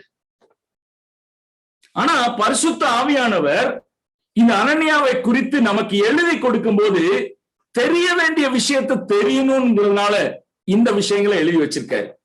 சீஷன் யா, பக்தி உள்ளவன் யா, பிரமாணத்தின்படி வாழ்க்கை வாழ்ந்தவன், சாட்சி பெற்ற ஒரு மனுஷன். பிரியமானவர்களே, தேவனால் பயன்படுத்தப்பட நமக்கு இருக்க வேண்டிய முதன்மையான தகுதிகள்ங்கிறது நம்முடைய ஆவிக்குரிய தகுதிகள் தான். அதுக்கு அப்புறம் தான் மற்றது எல்லாமே. உங்களுக்கு நல்லா பேசக்கூடிய திறமை இருக்கா? இதெல்லாம் 2வது வரட்டும். உங்களுக்கு நல்ல சமுதாயத்துல அந்தஸ்து இருக்கா? அது 2வது வரட்டும். நீங்க ரொம்ப படிச்சிருக்கீங்களா இல்லையா? அது 2வது வரட்டும். சரிங்களா? நீங்க நல்ல உத்தியோகம் பாக்குறீங்களா இல்லையா? அது 2வது வரட்டும். நல்ல கம்பெனில வேலை பார்க்கறீங்களா, சாதா கம்பெனில வேலை பார்க்கறீங்களா, இதெல்லாம் 2வது வரட்டும். சரிங்களா? நான் இன்னொன்னு சொல்லுவேன், சபையில வந்து ஒரு சில பொறுப்புல இருக்கிறீங்களா இல்லையா, ஒரு சில ஆவிக்குரிய வரங்கள் உங்களுக்கு இருக்கா இல்லையா, இது எல்லாமே இரண்டாவது வரட்டும். முதன்மையாக வர வேண்டிய விஷயங்கள் என்ன தெரியுமா? உண்மையாக பக்தியுள்ள ஒரு மனுஷனா, தேவ பிரமாணத்தின்படி வாழ்க்கை வாழக்கூடிய ஒரு நபரா, நம்ம கூட இருக்கக்கூடியவங்க, அவங்க நமக்கு சாட்சி கொடுப்பாங்களா? யோசிச்சு பாருங்க பிரியமானவர்களே, யோசிச்சு பாருங்க. இதுதான் இன்னைக்கு முக்கியம். நான் நிச்சயமா நம்புற விஷயம், தேவன் பயன்படுத்த விரும்பும் எந்த ஒரு மனுஷனுக்கும் முக்கியமா தேவைப்படுறது வேற எதுவுமே கிடையாது. தேவைப்படுறது அந்த ஆவிக்குரிய பண்புகள், தேவனுக்கும் அவனுக்கு இருக்கக்கூடிய அந்த உறவு. சரிங்களா? அந்த உறவினால அவனுடைய வாழ்க்கையில காணப்படுகிற நடத்தை, மற்றவங்களோட அவன் வைத்திருக்கக்கூடிய உறவுகள், இது எல்லாம் மற்றவங்க கூட இருக்கக்கூடியவங்க கொடுக்கக்கூடிய சாட்சி, இதெல்லாம் தான் ஒரு மனுஷனை தேவன் பயன்படுத்துவதற்கு முக்கியமானது. மற்றது எல்லாம் வந்து அவசியம் தான், இல்லைன்னு நான் சொல்லல. சரிங்களா? நமக்கு தெரியும், பைபிள்ல வந்து பாமரப்பட்ட ஒரு மனுஷனையும் தேவன் உபயோகப்படுத்திருக்காரு, படிச்சவங்களையும் தேவன் உபயோகப்படுத்திருக்காரு, ஞானியும் உபயோகப்படுத்திருக்காரு, சாதாரண மனுஷனையும் உபயோகப்படுத்திருக்கிறாரு. ஆனா இந்த குணங்கள் இல்லாம அவருடைய கரங்களில உபயோகப்பட முடியாது. நம்மளா வேணா வந்து நம்ம உபயோகப்படுத்துற மாதிரி காட்டிக்கலாம். நான் சொல்றது தயவு செய்து சரியா புரிஞ்சுக்கோங்க. சரிங்களா? ஊழியத்துல இருந்தாலும் சரி, அல்லது இன்னைக்கு சபையினுடைய விஷயங்கள்ல இருந்தாலும் சரி, இன்னைக்கு நம்ம வந்து நம்மளையே பல சமயங்களை நம்ம உபயோகப்படுத்திக்கிறோம். தேவன் உபயோகப்படுத்துகிறாராங்கிறதான் கேள்வி இன்னைக்கு. பிரியமானவர்களே, தேவன் பயன்படுத்த விரும்புகிற எந்த மனுஷனுக்கும் ஆவிக்குரிய தன்மைகள், பண்புகள், அதுதான் முக்கியம். அது இருந்தா போதும், மற்றதெல்லாம் ஆண்டவர் பார்த்துக்குவாரு. எந்தெந்த குறைகள் இருந்தாலும் சரி, அதாவது உலக பார்வையின்படி ஒரு மனுஷனுக்கு என்னென்ன குறைவுகள் இருந்தாலும் சரி, அதெல்லாம் அவர் வந்து அதை சரி கட்டிடுவாரு. ஆனால் ஆவிக்குரிய அந்த பண்புகள் இல்லைன்னு வச்சுக்கோங்க, அந்த மனுஷனை தேவன் பயன்படுத்த முடியாது. மனுஷர் பயன்படுத்தலாம், நான் இல்லைன்னு சொல்லல. சரிங்களா? அவங்களாகவே வந்து பயன்பட்டது போல காட்டிக்கலாம். ஆனால் தேவனுடைய ராஜ்யத்துல அவருடைய கரங்களில் பயன்பட முடியாது. பிரியமானவர்களே, இதை பத்தி நான் பேசும்போது எனக்கு ஞாபகம் வரக்கூடிய ஒரு நபர், நான் இன்னைக்கு வந்து இந்த பிபிடி பவர் பாயிண்ட நான் தயார் பண்ணிட்டு இருக்கும்போது என் மனசுல இந்த சகோதரனுடைய அந்த ஞாபகம் எனக்கு வந்தது. கிளாடிஸ் ஐல்வார்ட், ஒரு மிஷனரி சகோதரி, இங்கிலாந்துல பிறந்து வளர்ந்தவங்க, சீனா தேசத்துல மகத்துவமான ஆண்டவருடைய ஊழியத்தை பல வருடங்கள் செய்தவர்கள். இவங்களை பத்தி என்ன சொல்றாங்கன்னா, நீங்க அந்த டைட்டிலே பார்க்க முடியும், The small woman with a great God. Small woman, ஒரு சின்ன ஒரு அம்மா, அல்லது ஒரு சின்ன ஒரு பெண் அப்படின்னு நம்ம சொல்லுவோம்.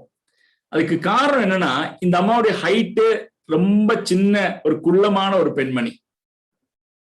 அது போக இவங்களுடைய வாழ்க்கையை பத்தி நீங்க பாத்தீங்கன்னா எல்லாமே வந்து சின்னதுன்னு தான் சொல்லுவோம். சின்னதுன்னா என்ன அர்த்தம் தெரியுமா? அதாவது அவங்களை பத்தி பெருசா ஒண்ணு சொல்றதுக்கு இல்லை, எல்லாம் அப்படி ஆர்டினரி, சராசரி அல்லது சராசரிக்கு கீழே அப்படின்னு தான் நம்ம சொல்ல முடியும். 14 வயசு இருக்கும்போது ஸ்கூல் டிராப் அவுட், அதுக்கு மேல ஸ்கூல்ல போய் படிக்க முடியல. ஏன்னா அவங்க படிக்க வைக்க அவங்க பெற்றோருக்கும் கையில காசு இல்லை. ஒரு பெரிய பணக்கார வீட்டுல இவங்க ஒரு மெய்டா, வேலைக்காரியா போய் வேலை பார்த்துட்டு இருந்தாங்க. ஆனா இவங்க இளமையா இருக்கக்கூடிய அந்த காலகட்டத்திலேயே தேவன் வந்து இந்த அருமையான இளம் பெண்ணோடு கூட பேச ஆரம்பிச்சிட்டாரு. சரிங்களா? ஒரு முறை அவங்க சர்ச்சுக்கு வந்த ஒரு மிஷனரி சீனா தேசத்தை குறித்து பேசிட்டு இருந்தாங்க. அந்த சமயத்திலேயே இவங்களுக்கு உள்ளத்துல ஆசை, இந்த சீனா தேசத்தை குறித்து இன்னும் அறியணும். அப்ப ஜெபம் பண்ண ஆரம்பிச்சாங்க. அந்த பணக்காரவங்களுடைய வீட்டுல இருக்கும்போது அவங்க இந்த சீனா தேசத்தை குறித்து புஸ்தகங்கள் எல்லாம் வாங்கி படிக்க ஆரம்பிச்சாங்க.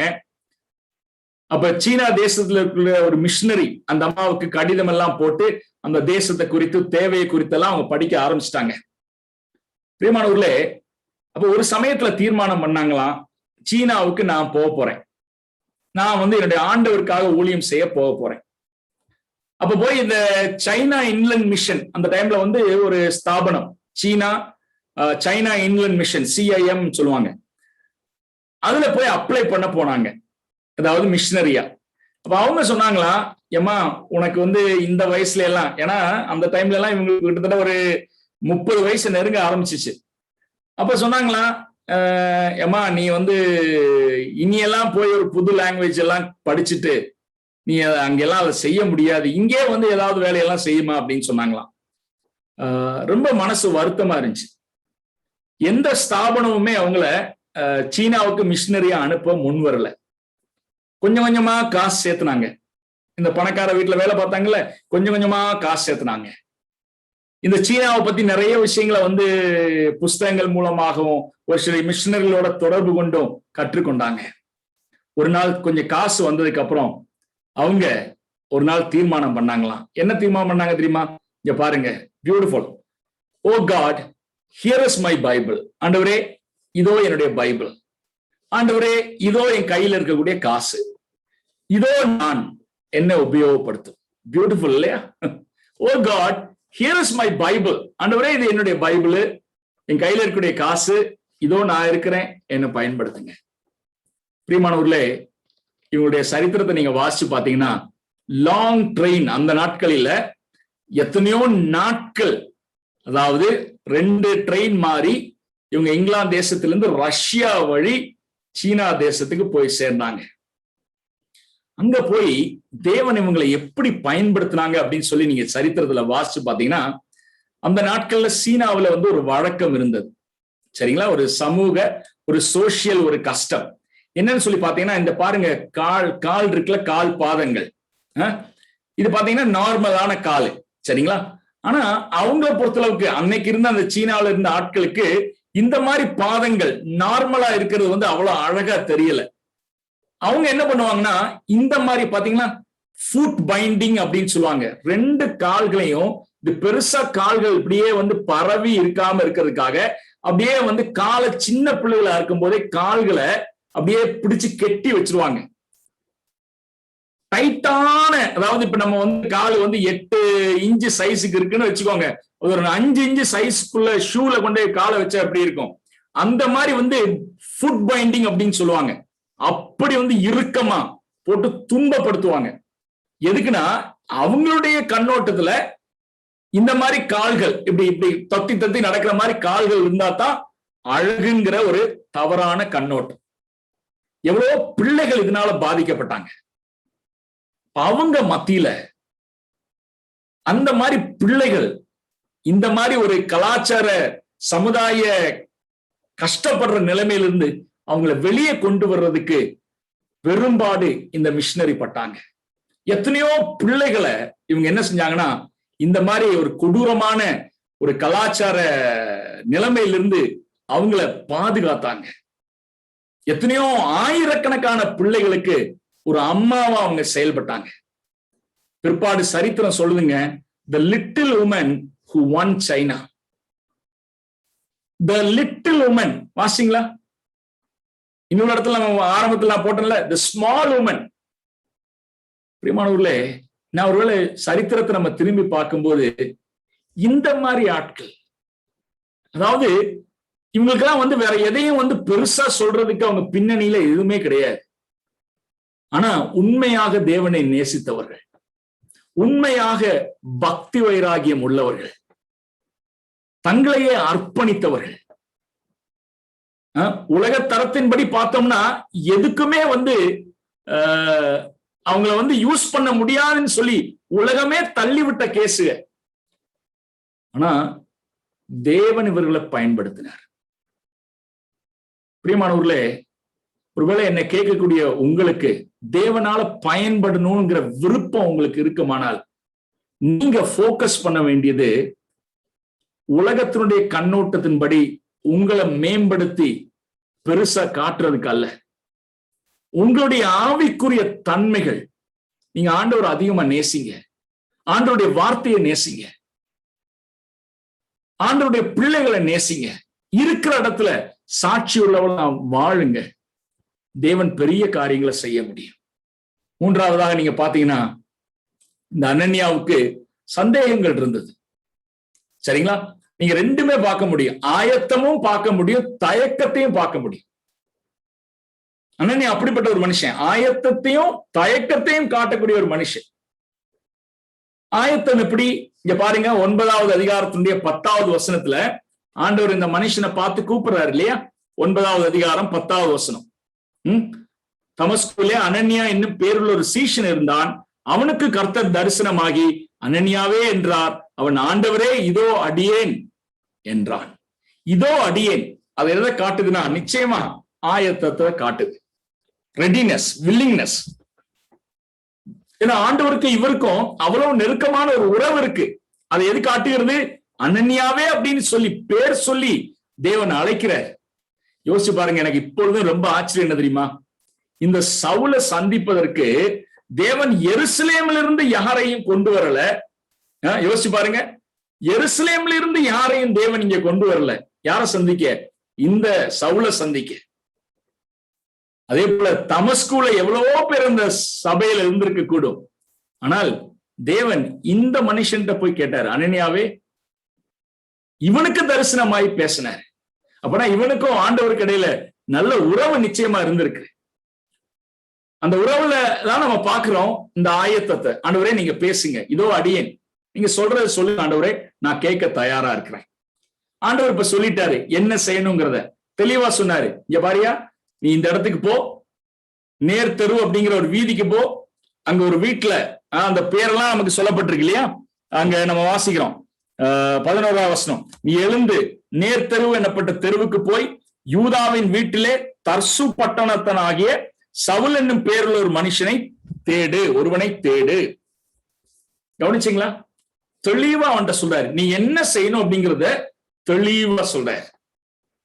பிரியமானவர்களே, ஒருவேளை என்னை கேட்டுக்கொண்டிருக்கக்கூடிய உங்களில தேவன் தெளிவாக பேச முடியுமா என்கிற சந்தேகம் இருக்குமானால் உங்களுக்கு இது ஒரு எடுத்துக்காட்டாக நான் வைக்கிறேன். எவ்வளவு திட்டமும் தெளிவுமாக பேசுறாரு. எங்க போகணும், யாரு வீடு, சரிங்களா, யார பார்க்கணும், அந்த மனுஷன் இப்ப என்ன செய்துட்டு இருக்கிறான், எவ்வளவு தெளிவா ஸ்பெசிபிக்கா பேசக்கூடிய ஒரு தேவன். தன்னுடைய இருதயத்தை திறந்து வைக்கிறார். யாருக்கு தெரியுமா? அனன்யாவுக்கு தன்னுடைய இருதயத்தை திறந்து வைக்கிறார். 12வது வசனத்துல, அனன்யா என்னும் பேருள்ள ஒரு மனுஷன் தன்னிடத்தில் வரவும் தான் பார்வையடையும்படி தன்மேல் கையை வைக்கவும் தரிசனம் கண்டான். ஆனா அனன்யாவுக்கு சவுல் அப்படிங்கிற பேரை கேட்ட உடனே எங்கேயோ தயக்கம் வர ஆரம்பிக்கிறது. அச்சம், தயக்கம், சந்தேகம், கேள்விகள். இந்த அனன்யா சொல்ற வார்த்தைகள் நீங்க கவனிச்சீங்கன்னா இங்க பாருங்க, 13வது வசனம். அதற்கு அனன்யா, ஆண்டவரே, இந்த மனுஷன் எருசலேமில் உள்ள உம்முடைய பரிசுத்தவான்களுக்கு எத்தனையோ பொல்லாங்குகளை செய்தான் என்று அவனை குறித்து அநேகரால் கேள்விப்பட்டிருக்கிறேன். ஒரு ஆள் மட்டும் இல்ல ஆண்டவரே, நிறைய பேர் எனக்கு இந்த மனுஷனை பத்தி பேசியிருக்காங்க. எருசலேமுக்கும் தமாஸ்கஸ்க்கும் 150 மைல் தொலைவு, 150 மைல்ஸ். சரிங்களா? அவ்வளவு தூரம் இருக்கக்கூடிய இடத்துல, சரிங்களா, அங்க இருக்கக்கூடிய யூதர்களுக்கு, கிறிஸ்தவ யூதர்களுக்கு எத்தனையோ முறை செய்தி போயிருக்கு. என்ன தெரியுமா? இந்த சவுல் எப்படி சபையை துன்பப்படுத்துறான்னு சொல்லி. இதெல்லாம் இவனுக்குள்ள அச்சத்தை ஏற்கனவே கொண்டு வந்திருக்கிறது. சவுல் என்கிற பேரை கேட்டாலே நடுங்கும். தன்னுடைய தயக்கத்தை தான் சொல்றாரு. அது மட்டும் இல்ல, அடுத்து பாருங்க 14வது வசனம். இங்கேயும் உம்முடைய நாமத்தை தொழுது கொள்கிற யாவரையும் கட்டும்படி அவன் பிரதான ஆசாரியர்களால் அதிகாரம் பெற்றிருக்கிறானே. பாருங்க, இப்ப சொல்றாரு, ஆண்டவரே, அது மட்டும் இல்ல, இப்ப அவர் தமஸ்கு வந்திருக்கிறது கூட எங்களை போல ஆட்களை பிடித்து துன்பப்படுத்துறதுக்காகத்தான். அச்சம், தயக்கம், சந்தேகம், கேள்விகள். ஆண்டவரே இந்த மனுஷன்ட்ட தான் நான் போகணுமா? பிரியமானவர்களே, நான் ஒரு விஷயத்தை உங்களுக்கு சுட்டி காட்ட விரும்புகிறேன். அதாவது சில சமயங்கள் நம்ம ஆயத்தமா இருப்போம் இல்ல, ஆண்டவருக்காக எதை வேணாலும் செய்யலாம் அப்படின்லாம் சொல்லி நம்ம ஆயத்தமா சில சமயங்கள்ல இருப்போம். ஆனா பாருங்க, ஆண்டவர் நம்மளை என்ன செய்யணும் அப்படிங்கறத நமக்கு சொன்னார்னா சில சமயங்கள்ல தயக்கம் வந்துருது. உண்மைதானே? நம்ம ஆயத்தமா இருக்கிறோம். பல சமயங்கள் ஆண்டவர், ஆண்டவரே நீங்க எங்க வேணாலும் என்ன அனுப்புங்க ஆண்டவரே, எங்க போனாலும் நான் ரெடியா இருக்கேன் ஆண்டவரே, என்ன செய்ய சொன்னாலும் நான் ரெடியா இருக்கிறேன் ஆண்டவரே நம்ம சொல்லுவோம். ஆனா தேவன் ஸ்பெசிபிக்கா நம்ம கிட்ட பேச ஆரம்பிக்கும் போது நம்ம என்ன சில சமயங்கள்ல தயக்கம். ஏன்னா தேவன் நம்ம கிட்ட செய்ய சொல்றத செய்ய நம்மிடத்துல திராணி இல்லாதது போல நமக்கு தோன்றுகிறது. உண்மைதானே? ஐ ஆம் ஹியர் அப்படின்னாரு ஆண்டவரே, சொல்லுங்க, இதோ அடியேன், நான் கேட்கிறேன், நீங்க பேசுங்க. பேசினதுக்கு அப்புறம் பாருங்க தயக்கம். வேத புத்தகத்துல எத்தனையோ இடங்களில பிரியமானவர்களே ஒரு விஷயம் தெளிவா நமக்கு புரியும். தேவன் செய்ய சொல்ற எல்லா விஷயமும் ஒருவேளை நமக்கு எளிதா இல்லாம இருக்கலாம். கவனிச்சுக்கோங்க. ஒருவேளை ஆண்டவர் உங்களை எதையாவது செய்ய சொல்லிட்டு இருக்காரா இந்த நாட்களில? தேவன் உங்களுடைய வாழ்க்கையில உங்களை கொண்டு எதையாகிலும் செய்ய தேவன் விருப்பப்பட்டு உங்கள்கிட்ட பேசிட்டு இருக்கிறாரா? இயல்பான நிலைமையில ஏற்றுக்கொள்ள ஒருவேளை உங்களுக்கு தயக்கம் இருக்கலாம். ஆண்டவரே இதெல்லாம் என்னால செய்ய முடியுமா? இது என்னுடைய திராணிக்கு மேலான விஷயமாச்சே. ஆண்டவரே இதெல்லாம் என்னால ஏற்றுக்கொள்றது கஷ்டம். நான் எதுக்கும் ஆயத்தம் அப்படின்லாம் சொன்னேன் ஆண்டவரே, ஆனா இதை என்னால செய்ய முடியாது. இது என்னுடைய திராணிக்கு அப்பாற்பட்டது. பிரியமானவர்களே, வேதத்துல நல்லா பாருங்க, தேவன் தம்முடைய பிள்ளைகளுக்கு பல சமயங்களை கொடுத்தது அவங்களால ஏற்றுக்கொள்ள முடியல. எக்ஸ்கியூஸ் மீ லார்ட், என்ன விட்டுருங்க ஆண்டவரே அப்படிதான் சொன்னாங்க. என்ன விட்டுருங்க ஆண்டவரே, என்னால அது முடியாது. மோசையை பாருங்க, எத்தனை சாக்கு போக்கு, என்னால முடியாத ஆண்டவரே விட்டுருங்க, நமக்கு வேலைக்கு ஆகாது. ஒரு அருமையான தேவனுடைய பக்தன் எழுதின புஸ்தகத்துடைய தலைப்பு, மோசையை பத்தி அவர் எழுதுற புஸ்தகத்துடைய தலைப்பு, Here am I Lord, send someone else. ஆண்டவரே இதோ அடியேன், வேற யாரையாவது அனுப்பும். அதாவது இதோ அடியேன்னு சொன்னாரு, ஆனா தேவன் சொன்னதை ஏற்றுக்கொள்ள முடியல. கடைசியா தேவன் ஆனா அனனியாட்ட பேசினாருங்க. என்ன பேசினாரு தெரியுமா? தெளிவா பேசினாரு. அனனியாட்ட என்ன சொன்னாரு? அந்த வசனத்தை வாசிக்கிறேன். 15ஆம் வசனம். அதற்கு கர்த்தர், நீ போ, அவன் புறஜாதிகளுக்கும் ராஜாக்களுக்கும் இஸ்ரவேல் புத்தருக்கும் என்னுடைய நாமத்தை அறிவிக்கிறதற்காக நான் தெரிந்து கொண்ட பாத்திரமாயிருக்கிறான். அவன் என்னுடைய நாமத்தின் நிமித்தம் எவ்வளவாய் பாடுபட வேண்டும் என்பதை நான் அவனுக்கு காண்பிப்பேன். ஆண்டவர் என்ன சொன்னார்னா, அனனியாவே நீ பயப்படாத. சொன்னது அர்த்தம் அதுதான். நீ போயா, நீ போ. அதாவது எனக்கு அவனை பத்தி தெரியும், சவுலை பத்தி எனக்கு தெரியும். சவுளுடைய பழங்காலமும் எனக்கு தெரியும், பழங்காலம் இல்லையா, பாஸ்ட் தெரியும். அவனுடைய நிகழ்காலமும் எனக்கு தெரியும், அவனுடைய எதிர்காலமும் எனக்கு தெரியும். உண்மைதானே? அனன்யாவுக்கு என்னென்ன தெரியும்? சவுளுடைய பழங்காலம் தெரியும், நிகழ்காலம் தெரியும், எதிர்காலம் தெரியாது. உண்மைதானே? ஆனா கர்த்தர் இப்ப சொல்றாரு, எனக்கு இந்த சவுலை கொண்டு நான் என்ன செய்ய போறேன் என்பதெல்லாம் எனக்கு தெரியும். அவன் எனக்காக பெரிய சாட்சியாக அவன் ஒரு நாள்ல திகழ போறான். ஆகையினாலதான் சொல்றேன், நீ போ, நீ போய் நான் உனக்கு செய்யறத நீ செய். பிரியமானவர்களே, 4வது நம்ம பார்க்கிறது தான் தேவனுடைய அந்த அழைப்பை ஏற்றுக்கொள்ளக்கூடிய அனனியா. ஆண்டவர் போன்னு சொல்லிட்டாரு, சரியா? தயக்கம் இருந்துச்சு, உண்மைதான், ரைட்டா? பயம் இருந்துச்சு, உண்மைதான். கேள்விகள், சந்தேகம் இதெல்லாம் இருந்துச்சு. கடைசியில ஆண்டவர் சொன்னார், நீ போப்பா, நீ போ. அந்த அர்த்தம் என்னன்னா, எனக்கு தெரியும், நான் தான் உன்னை அனுப்புறேன், அனுப்புகிறவர் நான். அவனுடைய இருதயத்துல அதுக்கு முன்னாடியே சொல்லிட்டாரு, இங்க பாரு, நீ போறதுக்கு முன்னாடி இத மாதிரிலாம் நடக்கும்னு சொல்லி அவனும் தரிசனம் பார்த்திருக்கான். மீனிங் அவனுடைய இருதயத்தை நான் ஆயத்தப்படுத்திட்டேன், இப்ப நீ போ. பிரியமானவர்களே, அனன்யா அப்ப போறாரு. தேவனுடைய அந்த அழைப்பு கட்டளையை ஏற்றுக்கொண்டு அனனியா போறாரு. தன்னிடம் கொடுக்கப்பட்ட அந்த வேலையை நன்றாய் செய்கிறார். போனாரு, பார்த்தாரு, சகோதரனாகிய சவுலேன்னு சொல்லி அழைத்தாரு இல்லையா? தன்னை போன்ற ஆட்களை துன்புறுத்தி கொலை செய்த அந்த கொடூரமான மனுஷனை அனனியா பார்த்துட்டு சொல்றாரு, சகோதரனாகிய சவுலே, நீ இப்ப எனக்கு சகோதரனா மாறி இருக்க, நீ இப்ப என்னுடைய சகோதரனா மாறிட்ட. You and I are both brothers in Christ. அதுக்கப்புறம் நமக்கு தெரியும் அனனியா செய்த ஊழியம் என்ன? ஒரு எளிய ஊழியம். என்னங்க செய்தாரு? அவர் செய்தது இவ்வளவு மட்டும்தான்.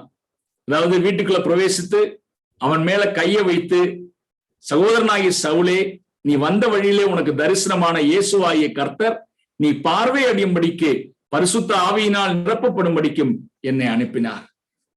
தலைமையில கையை வச்சு ஜெபம் பண்றாரு. அதுக்கப்புறம் நடக்கிற காட்சி நமக்கு தெரியும். ஞானஸ்நானமும் பெற்றுக்கொண்டதாக நம்ம என்ன செய்யறோம்? கீழே நம்ம வாசிக்கிறோம். சரிங்களா? பிரியமானவர்களே, ஒரு எளிய ஊழியம். அனனியா செய்தது பாத்தீங்கன்னா ஒரு சின்ன ஊழியம். என்ன தேவன் செய்ய சொன்னாரோ போனாரு, அதை செஞ்சாரு. ரைட்டுங்களா? இப்ப நீங்க ஸ்தேவானோட ஒப்பிட்டு பாத்தீங்கன்னா, பிலிப்போட ஒப்பிட்டு பாத்தீங்கன்னா, அனனியா செய்த ஊழியம் ரொம்ப எளிமையான ஒரு ஊழியம். இதுக்கு பிறகு அனனியாவை பத்தி நம்ம படிக்கிறதே கிடையாது பைபிள்ல. அவருக்கு என்ன ஆச்சு நமக்கு தெரியாது. ஆனா இந்த ஒரு எளிய ஊழியத்தை, அனனியா செய்த இந்த எளிய ஊழியத்தை பரிசுத்த ஆவியானவர் நோட் பண்ணி எழுதி வச்சிருக்கிறார். சவுல் என்கிற அந்த மனிதனை இந்த கிறிஸ்தவ நம்பிக்கைக்குள்ளாக அவனை வரவேற்று ஆண்டவர் இவர் வாயில என்ன போட்டு கொடுத்தாரோ அதை போய் சொல்லி, அவ்வளவுதான் ஊழியம். அதுக்கப்புறம் இன்னும் நம்ம வாசிக்கிறோம். என்ன தெரியுமா? அந்த தமஸ்குல ஒருவேளை அனனியா தான் அறிமுகப்படுத்தி இருப்பாங்க. தமஸ்குல இருக்கக்கூடிய கிறிஸ்தவ விசுவாசிகளுக்கு இந்த சவுல அறிமுகப்படுத்தி இருக்காரு. யோசிச்சு பாருங்க, எவ்வளவு அதுலயும் கனெக்ஷன் வேலை இருந்திருக்கும். ஏன்னா இவர் பயப்பட்ட மாதிரி தானே அவங்களும் பயப்படுவாங்க சவுல்ங்கிற பேரை கேட்டா. ஒருவேளை அந்த அனனியா போய் சொல்லியிருப்பாரு, எப்பா இவர் இப்ப நம்ம சகோதரர், இவருக்கு நம்ம பயப்பட வேண்டிய அவசியம் இல்லை. நம்ம என்ன வாசிக்கிறோமா? சில நாள் அங்க தங்கி, சவுல் இப்ப சில நாள் தமஸ்குல விசுவாசிகளோடு கூட தங்கி சவுளுடைய ஊழியம் ஆரம்பித்தது எங்க தெரியுமா? தமஸ்குல. தாமதமின்றி தேவாலயங்களில் இயேசு கிறிஸ்துன்னு சொல்லி பிரசங்கம் செய்ய ஆரம்பித்தானா. ஆனா யோசிச்சு பாருங்களேன், எளிய ஊழியம்தான். ஆனா எண்ணி முடியாத பிரயோஜனம் ஏற்பட காரணமாயிருந்த மகத்தான ஊழியம் இல்லையா? யோசிச்சு பாருங்க, இந்த அனனியா இப்பொழுது சந்தித்து ஊழியம் செய்த அந்த சவுல் பிற்பாடு புதிய ஏற்பாட்டினுடைய எல்லா பக்கங்களையும் நிரப்புகிற ஒரு மனுஷன் நாம பார்க்கிறோம்.